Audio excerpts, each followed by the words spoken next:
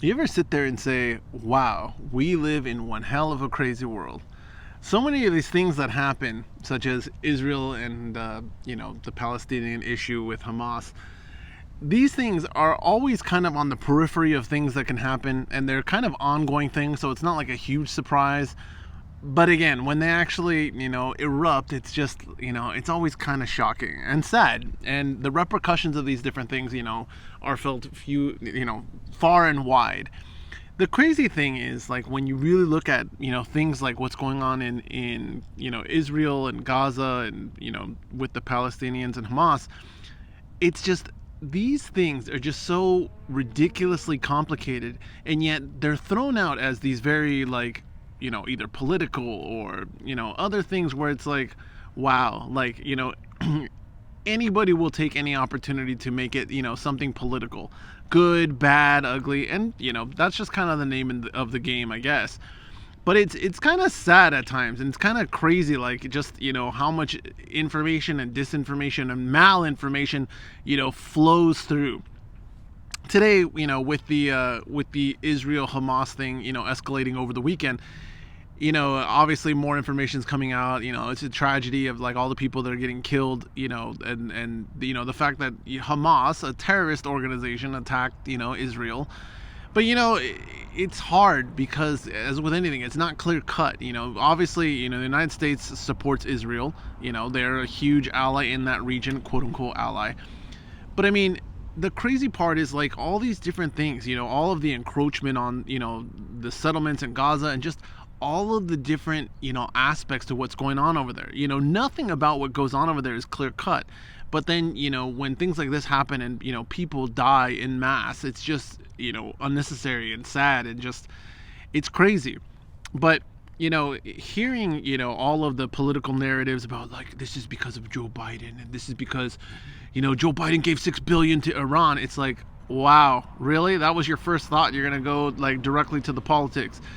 Well, first of all, again, as we know, that's not true. Nobody gave Iran anything, because they haven't gotten a dime of that money that was their money that got seized. That's overseen by a third-party custodian. So, yeah, that's not true. And again, this is not money that was given to them. This was money that was actually taken from them and then was given to a third party. But these kind of things, when it's busted out as, like, this political narrative, like, look, this is all, politics, it's crazy.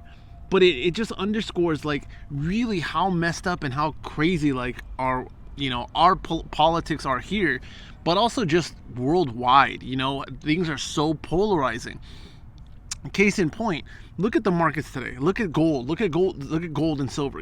Gold and silver obviously got a rise out of, uncertainty, and this is gold and silver providing certainty, so they went up. We'll see how long that lasts, and even so, they had been on a downtrend, so at some point were they going to have a bounce. But the crazy part is, the stock market. That's the part that's a little crazier to me, like, more interesting, because if you look at the stock market today, again, people don't understand investments, particularly the stock market. They can't fathom it. People think, oh, it's based on the economy, it's based on this. No, disconnected for quite a while from all of those things. The market operates on information, but the market hates uncertainty. Doesn't matter if it's good uncertainty, bad uncertainty. Market just does not like uncertainty of any type. And so when there's uncertainty, you see volatility. Now, today, case in point, the market was down quite a bit, close to 1%, in the early morning trading this morning. And, obviously that would make sense, right? An uncertain event, an unseen event. And then it changed midway through the day. Ended up, having a decent rally, 0.75% to the upside. And you ask yourself, why is that? Why is the market rallying when, we have this big uncertainty? Well, think about it. I mean, really, what does, a new conflict of some type, which we'll see how, long this conflict, even, looking at this and hearing objectively, like, Israel, we're at war, I'm going to declare war.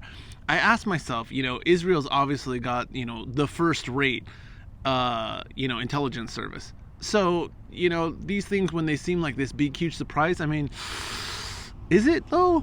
You try not to buy into conspiracy theories and, like, all of those different things, but particularly in that area, you have to think, they've got the pulse of what's going on.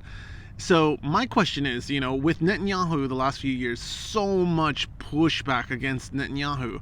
It makes sense that any leader, what's the first thing that unites everybody against, that kind of takes the pressure off and unites everybody, rallies everybody around the flag? A war, a conflict, something negative that happens. Everybody forgets about, I hate you. Now it becomes, protect me and, pro everything, pro country. I mean, that's the the standard playbook, right?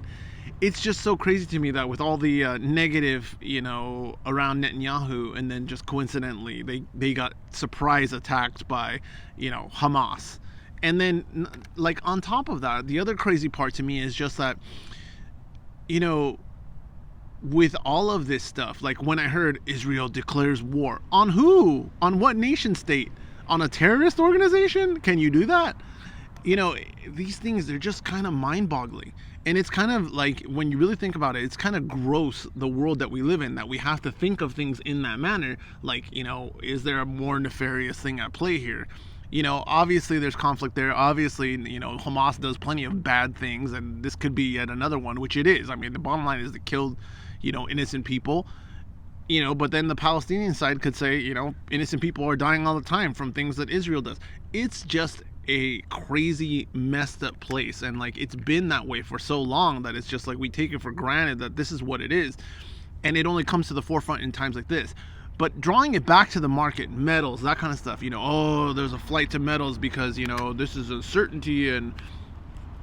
But the more interesting thing to me was looking at the stock market, and I asked myself, realistically, like, honestly, like, when you're looking at what happened in the stock market, it's, to me, defense contractors obviously went through the roof, which is like, again, think about that, like, the profit motive of war, like of any conflict, the corporations are salivating at the fact that they can make money off of this. Good, bad, no conflict, long conflict, there's money to be made, in this whole thing.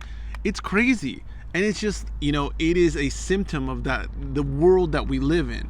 And it's crazy that, something that happens abroad, like in Israel and, Gaza Strip and all of that, which the politics of that are just mind-boggling in general. The fact that the first thing that, pops into the heads of, like, the corporations is like, this is great for business. It's a weird world that we live in, that these are the things that you have to think about. Like I said, even for myself, like, thinking about the, Netanyahu and all the pushback against him, and, the corruption that he's, embroiled in.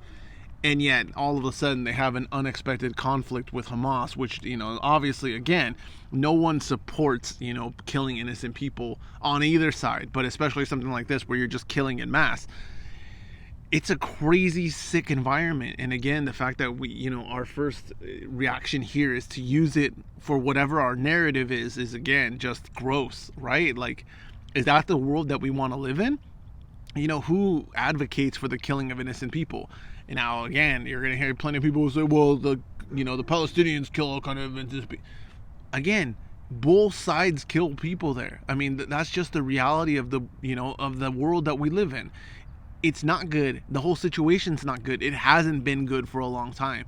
And it's very gross to me on the surface level, again, because we only pay attention to this stuff when it flares up like it is now, obviously from the terrorist attack from Hamas, but also the fact that, like I said, like, when you look at the real practical implications, again, the market corporations are looking at this as a way to make money. That's all that matters. At the end of the day, they will sell anything and everything to make a profit.